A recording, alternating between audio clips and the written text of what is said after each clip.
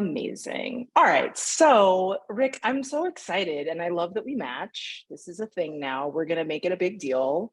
So, maybe, I don't know, maybe in October when some Pride history stuff comes around again, maybe these will be available. I'll talk to marketing about it. We'll see what we can do. Um, but y'all, I'm so excited to have Rick here. Rick has officially joined the Hear Me team full time. For those of you who are in the MSW intern program, he is definitely at the helm, and I'm elated to be in connection and conversation with someone who really just takes therapy and mental health to heart and makes it approachable and makes people want to lean into that healthy part of themselves. So before I talk too much about how great Rick is, and we've only been like really in connection for a couple months. Rick, please tell us a little bit about yourself before we hop into the larger conversation. Yeah, so I've certainly shared how I ended up here. I part of the few jobs that I have is teaching at Louisiana State University in school of social work, and I was grading papers. I think it's a Sunday morning, and I get a text from Adam saying, "Do you know anybody with 2 years post MSW experience on doing this thing?" And I said, "Me," and he immediately called me and told me what he was doing, which I was shocked that he was doing it, that I didn't know, and that, more shocked that he didn't know I was a social worker. But, when he told me, I was like, wow, this is incredible. Whatever, let's, whatever you need, and it started off with, just on my end, me and a few students, and it has just blown up. And a year and a half later, I've come on full time and love every minute of it. I have, like I said, I have several jobs. I'm also in private practice, and I teach at Louisiana State University. I also do groups with athletes, and I do consulting for treatment centers, and just anything where I get to do some really cool things. And they seem to be seeking me out, and I just sometimes have to have the courage to take a step, through the door. And sometimes I have to have the courage to say no as well. So, it goes kind of both ways, but, here's where I am, and I have this great t-shirt too. So I love it. We're like both yeah.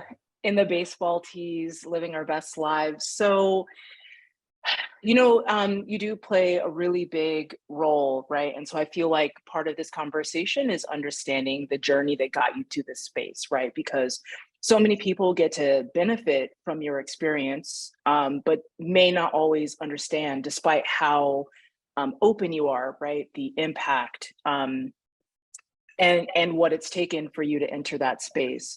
So I just also want to remind people, in case I don't catch it, make sure you're on mute. But okay, so the title of this, right, is, Goodbye Secret, Hello Recovery. And so I love a good story arc, and I'm mid-key nosy. So I want to talk about the secret part. So I feel like the immediate question is, what was the secret? But I want to go back even further. So can you start with just your journey, right, to understanding your current identity and how do you identify? And before I go further, I will say my name is BJ Watkins. I'm head of community. My pronouns are she, her, and Rick. I'm Rick Jackson. I am gay male, he, him, married last year. So is that still newlywed?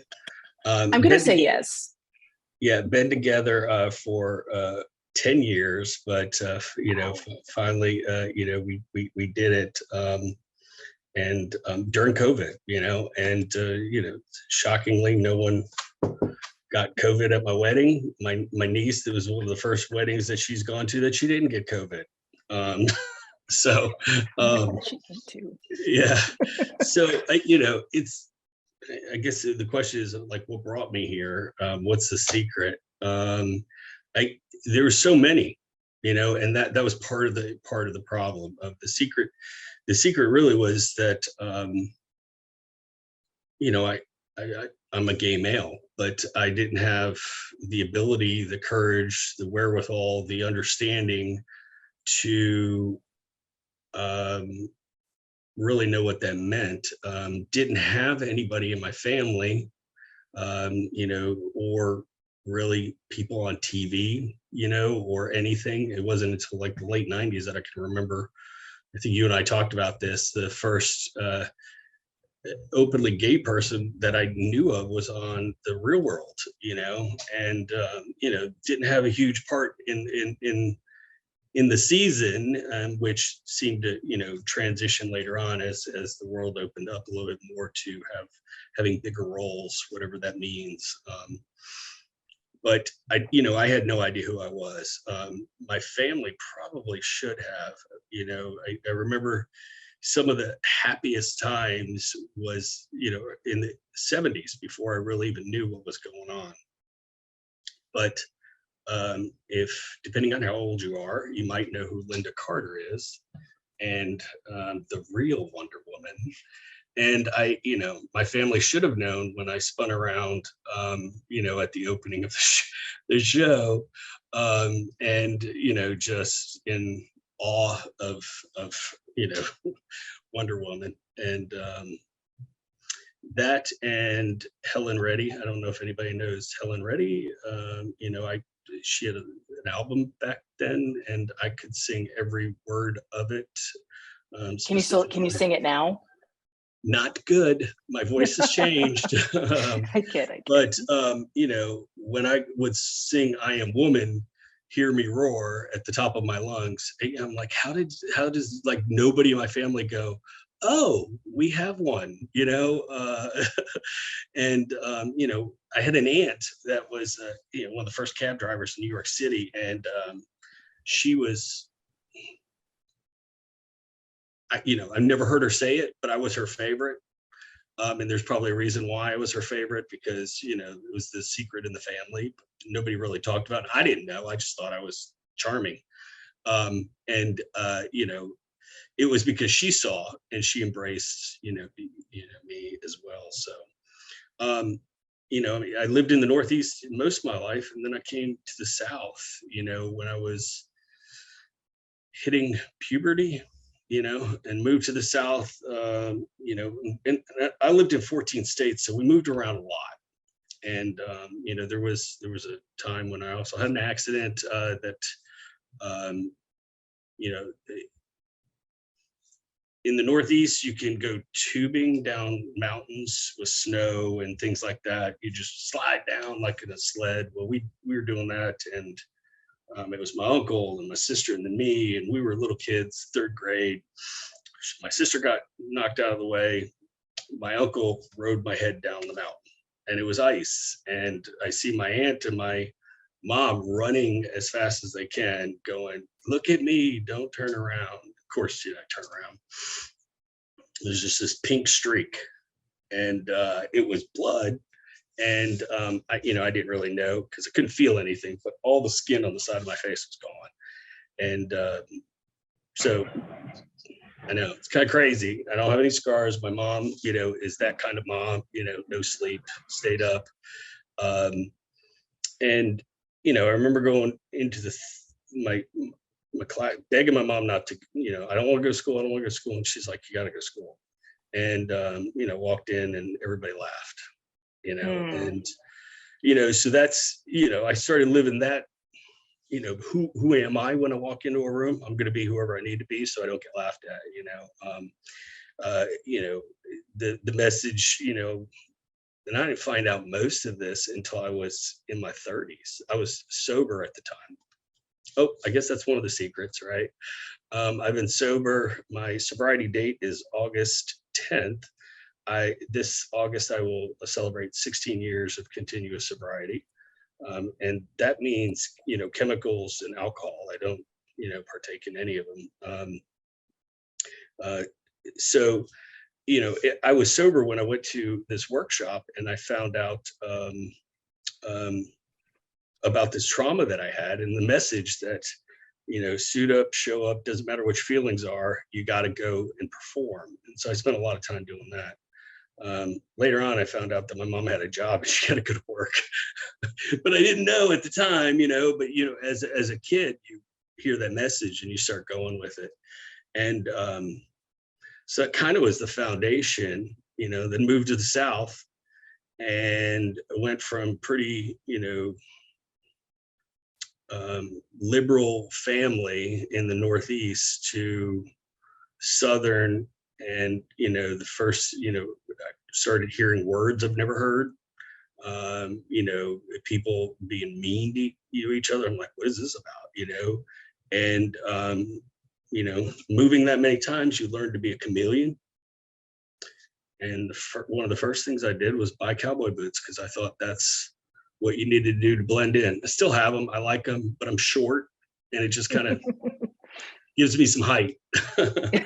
But that's why I wear them, not for what other folks. And I do enjoy riding horses, but that's a whole other story and lifetime. So that's kind of, down here, I figuring out who I was, and I had to start hiding, and there's a lot of pressure. So Woo, that's a lot to unpack, because everything you're saying really takes me back to our first conversation with Adam, who, talked a lot about the original wound. And it's that understanding, right, that like we're a little bit different. And we kind of sometimes, without the proper framework, really can't put our finger on like why, or if we know why, we understand in some context that it may not be safe. And we may not even understand like why it's not safe. So there are so many pieces, I think, that you spoke to that are really important. But one that I want to lean into is about you moving from a liberal space to basically down in the South, where it didn't feel as safe, or you started kind of learning where you needed to hide parts of yourself.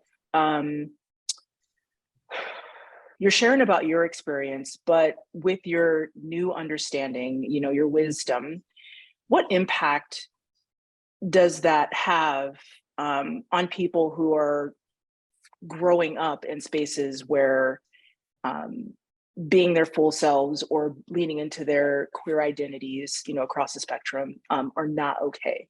Because we have people, right, from all across the globe who are listeners, right? And so when we have people who reach out to us who are like, I'm experiencing these feelings or these thoughts, but where I live, it's not safe. Like it's punishable by death, or those kinds of things, right? Like what impact, if you can speak to that, does that really have on a person? Oh, wow. That's not, you don't ask easy questions, do you? I'm sorry, it's the way my brain works. I should have asked for the questions in advance. So I think some of it, right, like hiding and not being who you are takes a toll. And it's a consistent and nagging feeling of, I don't feel safe, I don't feel free, I don't feel like I could be who I want to be. I remember, I also learned later on about privilege. Like I had privilege and I was using it and I didn't even know, because all I had to do was not make out with a dude, and people didn't know I was gay. It just, I could blend in, and I did it because it was safe. Now, I remember going to my first gay bar, and I just went, like all of a sudden, I just was like, what just happened? Like I remember it. I was like, this, feels like the energy just shifted, and I knew people around me were all at least like me, similar to me, same, you know, like same kind of struggles, different struggles, but all on the same journey. Some at different places, you know. And I had no gay friends growing up, so I didn't even know. I didn't have a, you know, a role model. You know, How old were you when you found that space? finding a role model. No, I mean finding that space, right? You finally found your first gay bar. Like, how old were you? Oh Because we're knowing gosh, you're adolescent and being like, "Ooh, I love Wonder Woman," and I got her spin down, right? To now I found my first gay bar and I understand what's going on, and being able to take that first breath of like, "I'm here. This is my place." How old yeah, were you? I was 28. I you That's a know, long time. I look, I mean, that's, I, you know, was dating, you know, women. I can love everybody, you know, but there's just a different connection, you know, for me. And I have been in love with a woman before, and you know, certainly, but it's just, again, it's just the connection is always there with with men, that there's not the, am I in love, or is this something I need to be? Look, I still have hopefuls, like sometimes, you know, my family accepts me 100%, but you know, there's Mm. always the hopeful, especially, you know, around certain things, kids and stuff like that. My mom's like, you having kids, you know? I'm like, Mom, you got 14 grandkids already, do you need more? And she's like, yeah, of course, yeah, I that's what I live for. You know, and but I was much older, and by then I had been hiding, you know, who I was, and drinking. I was well on my way, you know, because it was easier to be courageous when I was impaired, but that wasn't courage. That wasn't bravery. It was, bravery was telling my mother, hey, I'm going to be on TV. I was interviewed for the first Pride here in Baton Rouge. And if you're um, okay with it, great. If your friends aren't, it's coming, because I can't stop it. You know, like, I was interviewed, and there we go. And we have Pride here in Baton Rouge is a little different than other places. It's 1,000 degrees here, and you know, everything's inside, and but it's, you know, the first one wasn't, so it was very hot. But you know, I mean, I've been to it here in Baton Rouge, supporting the community every year, you know, and it will continue. So, like, I don't want it to go unnoticed or for anyone to think, but, working also in reverse. I think that sobriety at any point is worth celebrating. So, thank you for sharing that with you. And I look forward to amplifying and celebrating August 10th with you in the ways that I know how, and hopefully we'll feel supported and affirming for you. Um, so the things that I would love to kind of lean into, right, which are the secret, right? So you understand that you're gay, you've had your first sigh of relief.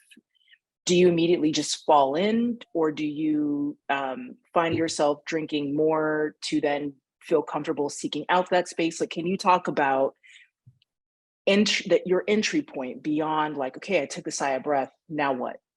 Right. Yeah. So it felt good, but I was with straight people, right? Like, they Mm. were there. So and they were friends, and you know, but that's the only reason I walked in, and then realized that I loved it, and but never had the courage to do it alone. So you know, a few times we go to New Orleans, and we'd be like, hey, let's just keep walking down Bourbon Street, because you know, one end of Bourbon Street is, you know, much, you know, I mean, you can tell when you start seeing the pride flags, you know, it's like, you know, that and the crosses, you know, and then you either you continue or you don't. And you know, I was the one that wanted to continue, you know, and the best dance clubs were always, you know, the gay clubs. So 100%. The music is better. Sorry about it. clearly. And you know, so I was exploring, and you know, I would go to some seedy less than reputable, kind of, clubs in areas that, while being completely impaired, and it would get dangerous, right? Right. And um, I just didn't have, but then it was full blown, man, like I needed to stop. Like there was just no way that, my life was going downhill in several different directions, right? I was, and that's kind of how I, ended up becoming a social worker, is like through sobriety, and, but yeah, I mean, it just was, there wasn't a time where I was doing it very successfully. Once I finally came out to my family, you know, I would go more on my own, and feel comfortable and less, I wouldn't have to be impaired every time, you know.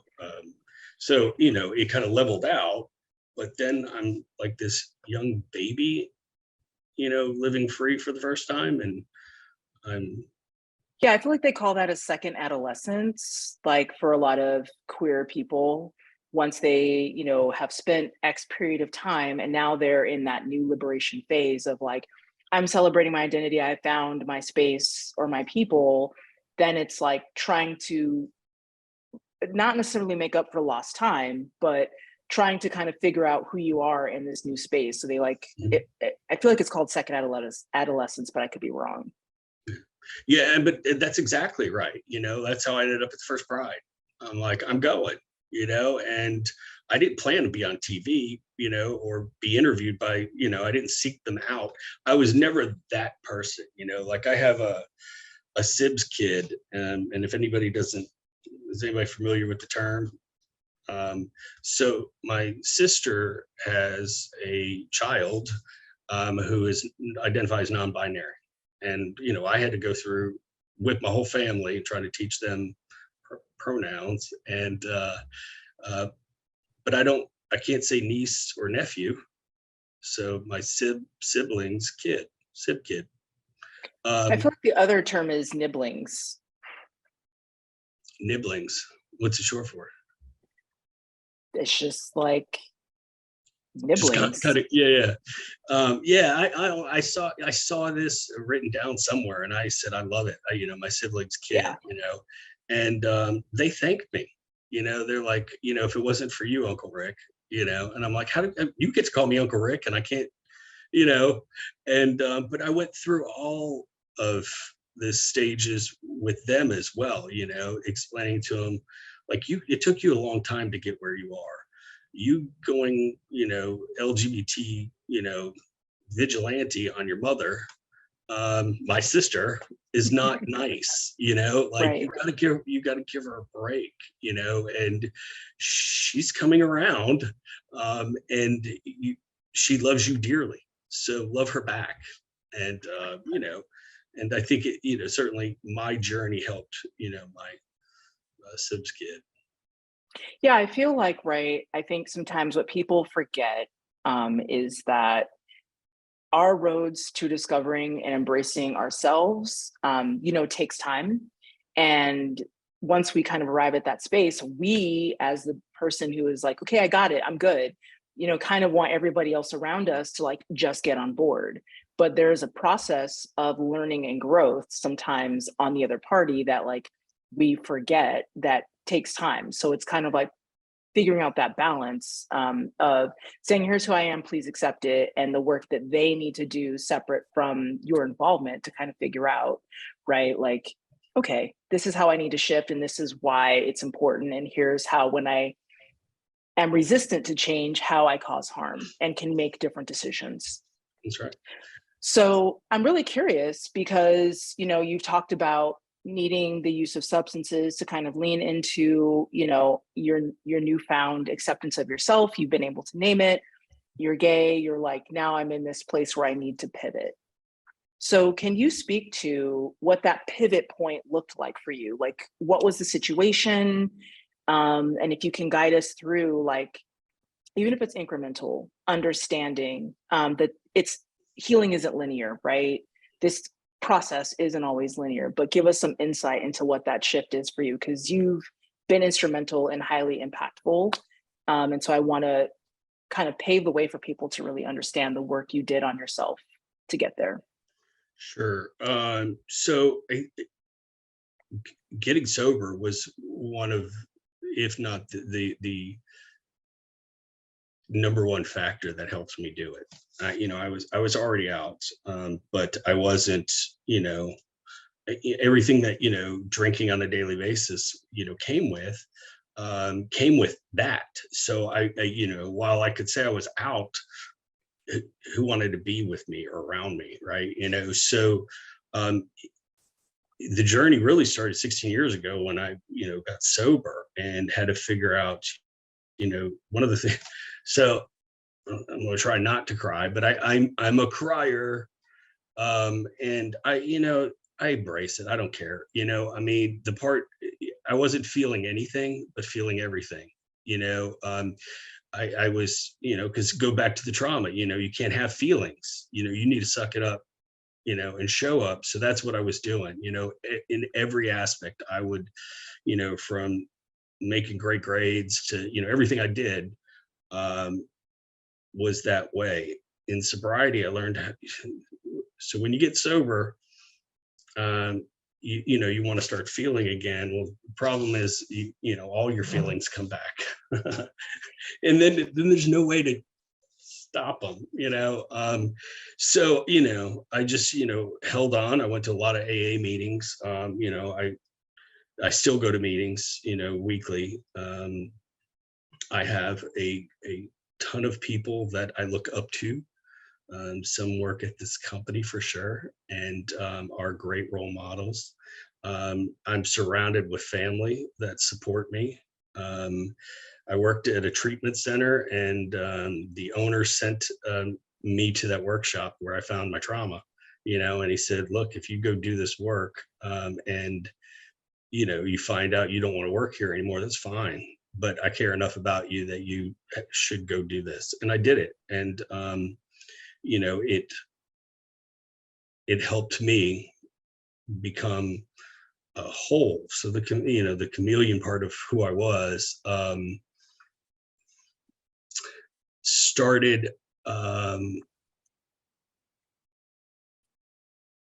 becoming one person. And the one person wasn't the person that I was trying. Like, I could go into any situation and be a person, and I could be the right person for the situation, but it wasn't. It was always at a cost. It was at a cost of me, and I wasn't showing up. And that's when I started showing up. I started saying, you know what, I'm just gonna be me. It's hard to be all these other people. Um, some people in my life went away, and that was okay. Those that were around stayed around, and they've cried with me, you know. And I have lots more crying to go. I have no doubt. I look at my dad. My dad's 83. My dad cries for everything now, and I'm like, Dad, when did you start crying? And then my mom will look at me and go, "Oh my God, you're so much like your father." And I'm like, "No, don't say that," But they're celebrating 60 years in October, Wow. and they'll come over. And I was out front the other day, and one of the neighbors goes, "Who are those older folks that sneak in your backyard? Are those your parents?" And I said, "Yes, man." She says, are they going swimming? Because it was a big deal in the neighborhood. When the gays moved into our neighborhood, it, like, everybody was talking. And we immediately started construction. We put a pool in, but my my parents will sneak in the backyard, and they're like, they're so adorable. They're holding, and I'll look out there during, and they're holding each other in the pool. So Aw. I know. They're really cool people. And so if I end up like my father, that's great. If I can be half man that he is, I'll be good. And even he was one of the harder ones to tell, but I knew I was okay when he started making jokes. Like, "Oh, let's ask Rick for fashion advice and things like that." I'm like, "Dad, are you really throwing shade at me?" And he's like, I don't know what shade is. I said, well, you're doing it, and that's unfortunately that's the way we love in our family. So, We all I mean, have our own love language. yeah, we do absolutely. And so back to your question, I think it was integrating and just, or stopping trying to be multiple people, Mm. just just be. It's actually easier just to be, once you can get there. Yeah, I'm also kind of monitoring the comments. And so Sarah said, how courageous to show up as a whole person and stay in your truth sober. Incredible. And I agree with that because I'm curious in terms of when you start coming out or letting people in. Um, was there a fear of isolation or aloneness for you? Or did you kind of identify spaces where you could test the waters before fully saying it? At least in spaces you cared about, right? Like it's one thing for it to be on the news, but it's another to be in a work environment or perhaps an AA environment and then just like disclose, right? So I'm curious about the sense of fear and isolation with leaning into being that one whole person. Sure. I will. Yeah. So part of why I was so late coming out was because I'm a junior, right? So I have my father's name, and I didn't see any hope of having kids, and I'm like, how do I carry on his name? Because he's very proud of his heritage, and I'm proud of my heritage too. So it helped that my brother had 6 boys. Mm. so so that took care of that. But I was later, later on coming out. When I got sober, I was, I had graduated college. I had, a great education, and I started out as a peer at a treatment center. I was actually literally cutting grass because that's what I could do. Somebody offered me a job cutting grass. So I was cutting grass, and it was at an Oxford house, which is sober living. And one of the counselors said to the lady that owned the company that I was working for, is he sober? And because she was sober, and said, yeah. I said, well, he's got a great attitude, because I had cowboy boots on, shorts, a cowboy hat, Wow. and a backpack leaf blower, and I'm skipping, singing at Is 7 there o'clock. video of this? There are pictures, but and I was much younger and in shape. So they're like, is he sober at 7 o'clock and it's 1,000 degrees outside and he's skipping and singing? And because I was happy, like, Mm. like the world was not on my shoulders. So I interviewed with this treatment center, and I ended up, running it. But people would tell me, no, you can't be a counselor, you can't be a therapist. So I did it anyways. But I remember a mental health professional that said, he's, Rick's a fine specimen of gay men here in Baton Rouge. Well, he didn't know I was gay. And I told and this was our director of nursing. And so I told another nurse, I said, oh, how did he know I was gay? And she goes, didn't. And the next day he found me and he goes, I am so sorry, and Oh, he says, I did not know. I think the world of you. I'll start crying now. And you are exactly what we need here at our facility. You show everybody how to do it. You walk the walk and talk the talk. Like there's nothing, what you see is what you get. And it was actually one of those moments in my life that said, well, maybe I need to just keep walking, talking the talk. And I try to do that every day. so just to clarify, did he mean gay as in the definition happy, but everybody else was like, wait a minute, did he just out Rick? No, I think it was, it was more of he was using it as a joke and, Oh, uh, kidding around, and didn't realize because I could blend in, right? Like it was an all right. men's facility. and inpatient, so it didn't seem like a safe place at that time to come out there. And 100%. that's Yep. right, but as I'm running the company, like over the long-term program, it didn't matter because it was just part of who I was. I was, a good social worker. I was a good, person. I was a good friend. I was a good son. Like there were so many areas in my life that I was just showing up and doing the best I could. That it was just part of, you know, so. I love that, right? Because I feel like the big focal point, like while we're talking about, this particular intersection of our identity, that so many people, when they kind of learn, right, you're lesbian, you're queer, you're gay, that's like the thing that they just immediately focus on, and they forget that you're all these other things. That's right. So the other part of that is I love hearing, right, that um in that moment that could have been like an oops and an ouch moment turned into sincere affirmation, right? That was counter to walking into school with your face, scarred from, inner tubing, to you're skipping in your short shorts and boots and a cowboy hat, right? And being affirmed. So I just think that's really, it's nice to hear on the other side of this screen.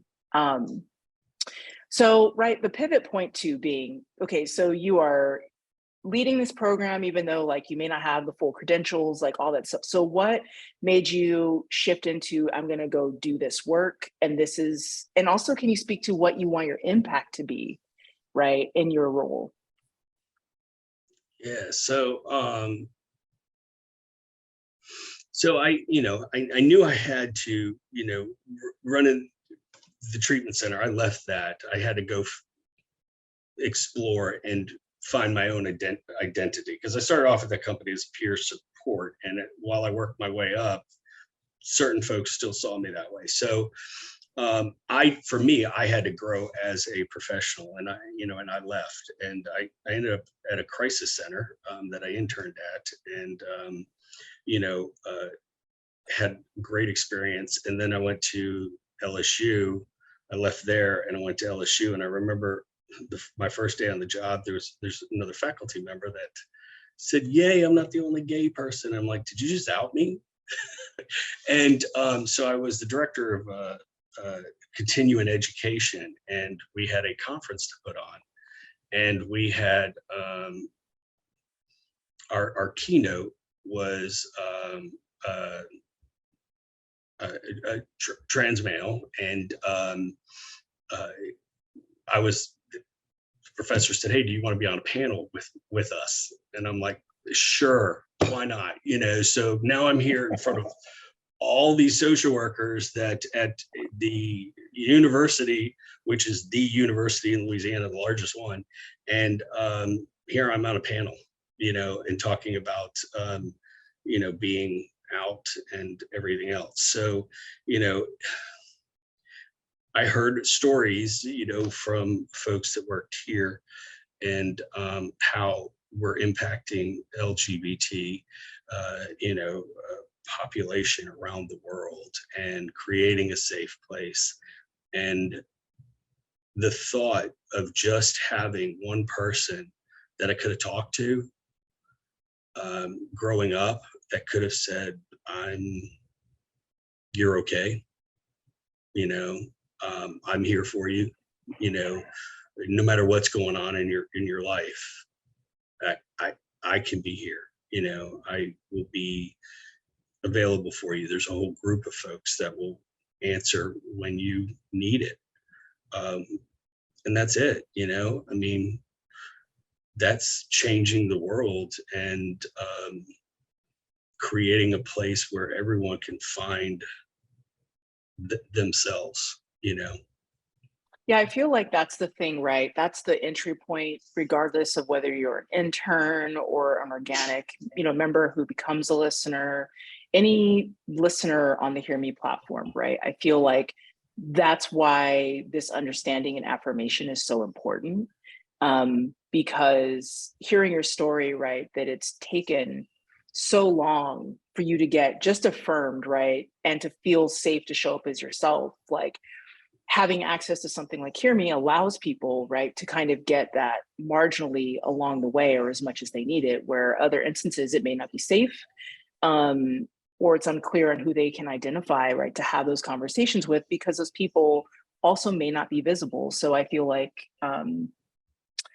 that's really a thing that I love that you help support, is kind of providing the tools for all the listeners and supporting me in creating a framework that teaches affirmation, right, and compassion and empathy. So this is the point where, as I pause with the last 15 minutes, if you have any questions, please put them in the chat. Before we get to like a Q&A portion, what is something you want anybody who watches this video or is a listener for HearMe to take away from having this opportunity to be in conversation with you, or what is kind of a message you want to share? So I, I don't seek out opportunities like this. Like, this is not my thing to go public speaking about my story and doing that. And I don't share everything, right? I mean, I because I don't think I have to. I think, I think if asked, I have an obligation, for me to give back to the community in the best way I can. And I try to do that every day living, just be decent, right? And if I'm not decent, this is some of those AA principles, figuring out how to make it right the next day very quickly, but when asked, I want to show up and I want to be, the best I can. And if I'm not, I'm open to, changing and open to, helping others, whether it's, large groups, individually, I mean, that's it. I just want to be, Brene Brown does all kinds of cool work, right? I'm a big fan. And, I have literally two, posters with the man in the arena. And, if you're not familiar with the Teddy Roosevelt quote, go find the man in the arena and you can learn a little bit more about it. But I've surrounded myself with a bunch of warriors that I will go into an arena with, and they will go into the arena with me. And that's what this is about. It's about creating, I'll go into an arena with a lot of people, and I'll be there. Well, thank you, Rick. So shifting to like the Q&A portions, I feel like this is like the Rick hat and like the clinical hat, right? So in the comments, we have a couple questions really in a sense about relationships. So I am taking this question. It says, is it different for a heterosexual or hetero relationship? So I'm wondering if the question is, are gay or LGBTQIA plus relationships different from heterosexual relationships? So it's interesting because I do couples counseling with both, right? I think the foundation and fundamentals for any relationship are the same. Experiences are different, but I think communication is communication. It doesn't matter what your orientation is. If you struggle with communication, I think finances, same. It doesn't matter. It's going to be the same no matter what your orientation are.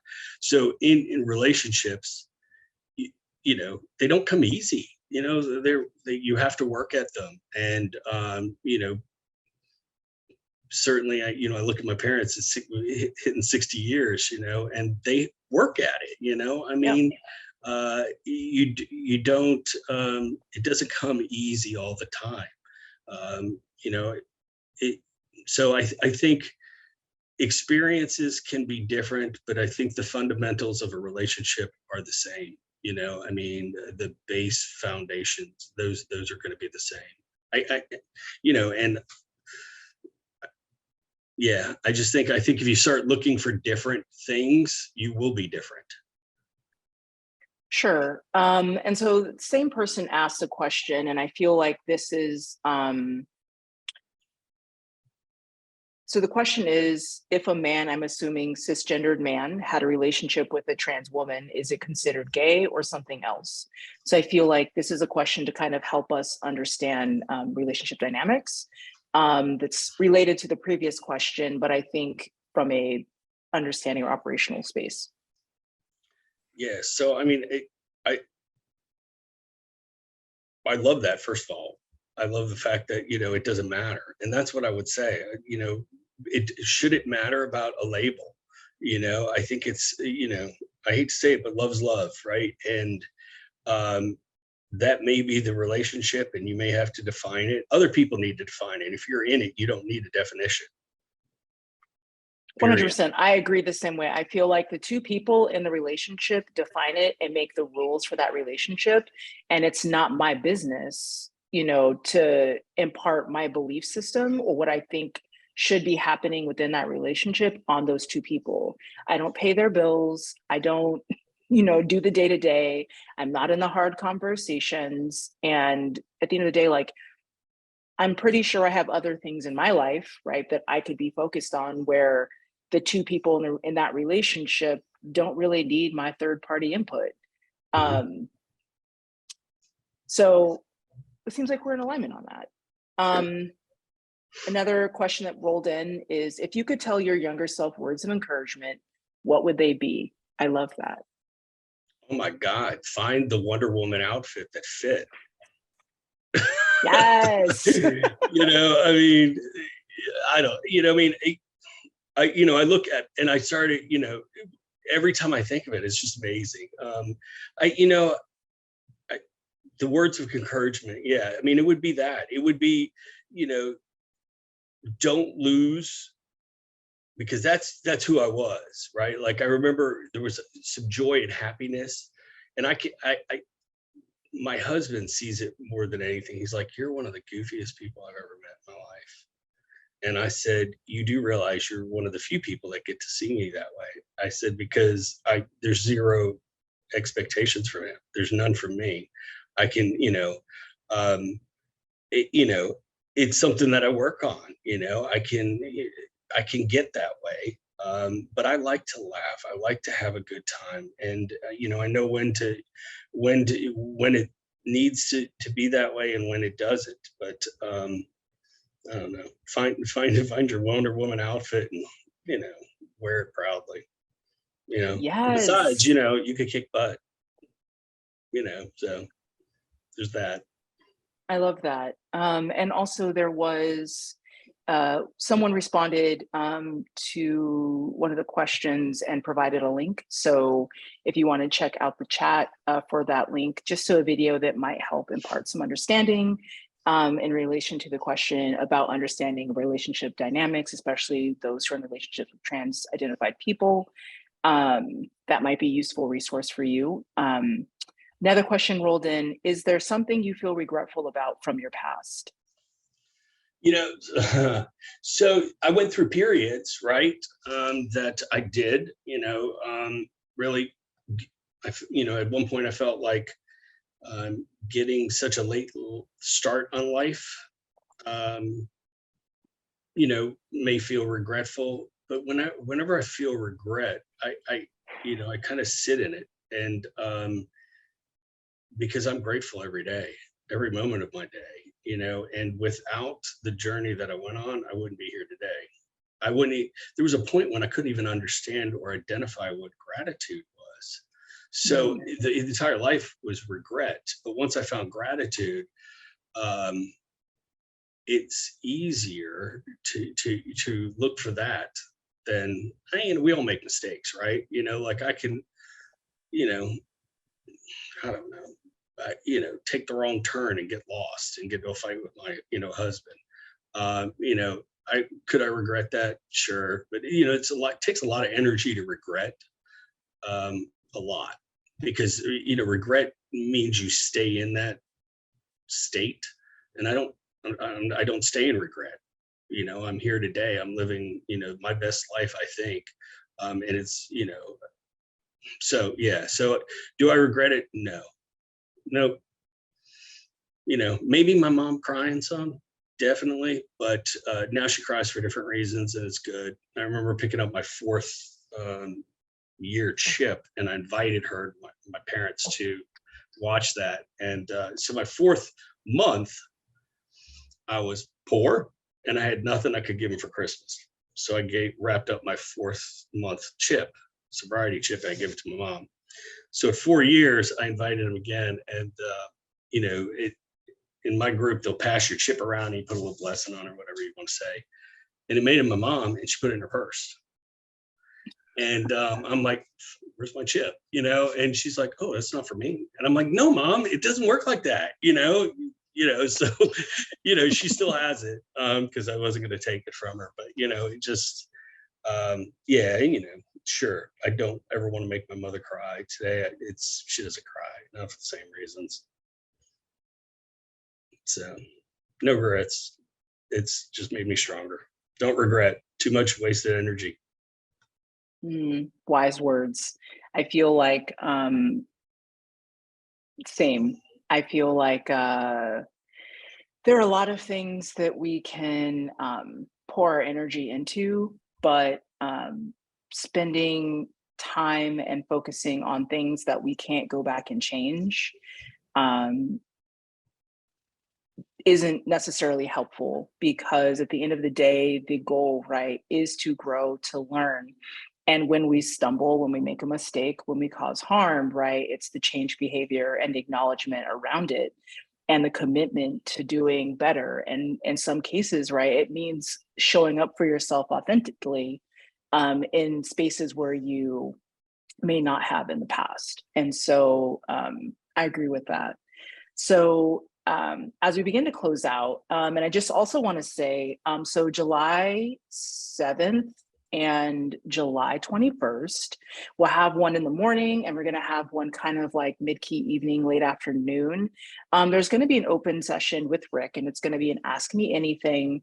And we're going to get some more of those on the board. So for those of you who are listeners or social work interns and need another space to kind of get support, ask questions about how to handle chats, whether it's LGBTQIA+ specific or something else, it's also helpful just to have Rick, kind of get to see him if you're not otherwise familiar, right? And also know that you're going to get to see a lot more of him and get to kind of pick his brain and understand how to be more of an empathetic, phenomenal listener. So even though you work here, Rick, I usually I like to ask this question, right? Because our tagline, be yourself, we'll listen. So even though you work here, how can HearMe support you in being the best version of yourself? How can we listen? How can we show up for you? So you already know that, because you and I are sounding boards for each other, so you do it. Our leadership does it. I mean, I've yet to, come across anybody, and I have said it at, workshops and things that we've been together. I'm in awe of the group of people that are here and committed to HearMe. That's why I'm here full time, right? I mean, that's it. You asked about regrets, and my final decision was I don't want any regrets in my life. And there was, for a year and a half it took me, but it was nagging at me. I'm like, I need to do this. I need to do this, and so